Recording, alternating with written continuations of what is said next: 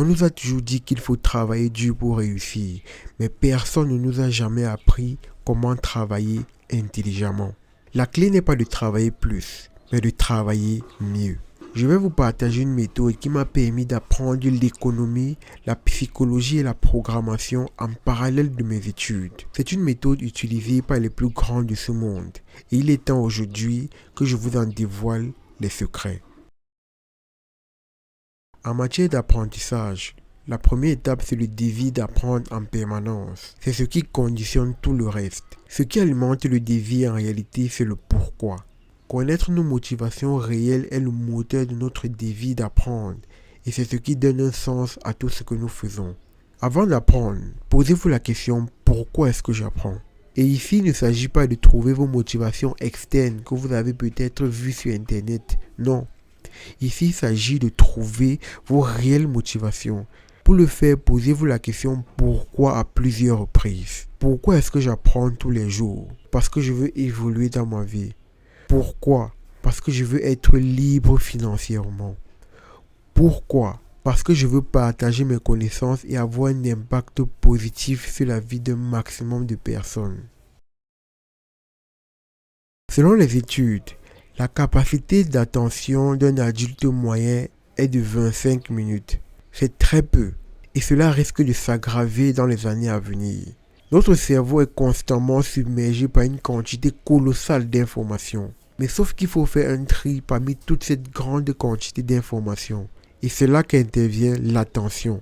L'attention agit comme un filtre qui sélectionne les informations les plus importantes. Dans un monde hyper connecté comme le nôtre, il est essentiel de diriger volontairement son attention pour apprendre plus vite. Nous avons l'attention exogène qui sont les réflexes et l'attention dite endogène qui est volontaire et nécessite de réduire les distractions dans notre environnement. Si vous avez décidé d'apprendre la programmation par exemple, réduisez au maximum les notifications de votre téléphone et dédiez une heure spécifique de votre journée pour l'apprendre. Quand j'étais au lycée, j'avais l'habitude d'étudier en lisant simplement mes cours. Je m'en sortais bien de cette manière, mais je me suis rendu compte que je perdais beaucoup de temps pour assimiler de manière durable les informations. Et la raison est simple. Mon apprentissage était passif. Lire un livre ou regarder une vidéo simplement ne suffit pas pour réellement assimiler les choses, parce que cela ne nécessite pas beaucoup d'efforts cognitifs. C'est ce qui justifie le fait que vous évoluez lentement. Parce que le cerveau n'est pas un magnétophone qui enregistre les informations, mais plutôt une machine à prédire et à tester les hypothèses. Soyez actif lorsque vous apprenez. Ne lisez pas simplement un livre, prenez des notes. Apprendre d'une manière active signifie faire un effort intellectuel, en expérimentant les choses, en se posant les bonnes questions et en diversifiant ses sources d'apprentissage. Retenez que lire en prenant des notes perd du temps, mais ne pas le faire, c'est perdre son temps. Apprendre de manière active, c'est aussi pratiquer ce que l'on apprend. Inutile de faire de la masturbation intellectuelle en utilisant des mots trop compliqués pour donner l'illusion que l'on comprend son sujet. La meilleure manière d'apprendre, c'est de l'enseigner aux autres en utilisant la méthode Feynman. C'est la meilleure méthode qui prouve que vous avez appris et maîtrisé votre sujet. Pour la majorité des personnes, faire des erreurs est une mauvaise chose. Au contraire, c'est une condition essentielle pour l'apprentissage.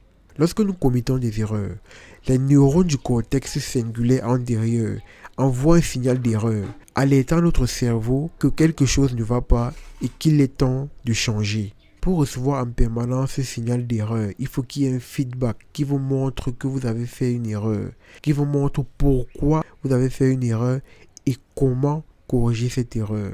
Pour apprendre mieux, c'est plus efficace de pratiquer et de montrer nos résultats aux autres et aux experts pour qu'ils apportent leurs critiques. Ainsi, nous pourrons connaître pourquoi nous avons fait une erreur et comment trouver la solution à cette erreur. Plus le feedback est rapide et précis, plus nous corrigeons nos erreurs et progressons rapidement. Après avoir appris, les informations sont stockées dans une partie du cerveau qu'on appelle l'hippocampe, qui est en quelque sorte un relais pour faire passer les informations de la mémoire à court terme à la mémoire à long terme après un processus qu'on appelle la consolidation. La consolidation de l'information nous permet de mémoriser les informations de manière durable et aussi d'acquérir les automatismes qui sont les caractéristiques de la maîtrise d'un domaine. Prenons l'exemple avec le piano. Au début, vous apprenez à lire les notes musicales. Vous apprenez à les repérer sur le clavier. Au fil du temps, vous faites des erreurs et vous développez des automatismes de telle sorte qu'un débutant pourrait croire que vos doigts bougent tout seuls. C'est simplement parce que vous avez maîtrisé votre domaine. Pour consolider l'information, il faut deux choses. La première, c'est la répétition espacée et la seconde, c'est le sommeil. Commençons par la répétition espacée. Le psychologue allemand Hermann Ebbinghaus a montré qu'après avoir retenu une information, nous l'oublions au fil du temps. Pour faire passer les informations de la mémoire à court terme à la mémoire à long terme, il faut réactiver les circuits neuronaux en faisant des révisions à intervalles de temps, en utilisant ces informations et en les expliquant aux autres. Parce que pour notre cerveau, si une information est inutile, nous aurons plus tendance à l'oublier. Mais attention, toutes ces méthodes que je vous ai données seront inutiles si vous n'appliquez pas la dernière méthode. C'est vraiment l'un des meilleurs conseils que je puisse vous donner. Le dernier élément à prendre en compte, c'est le sommeil. En réalité, c'est pendant le sommeil que se produit le processus de consolidation mnésique.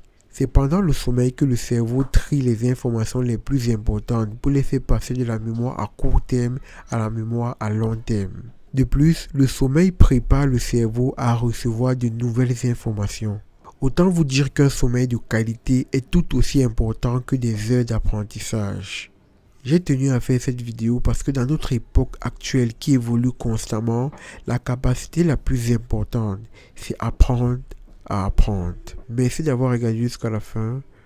Prenez soin de vous. C'était Martial et à la prochaine.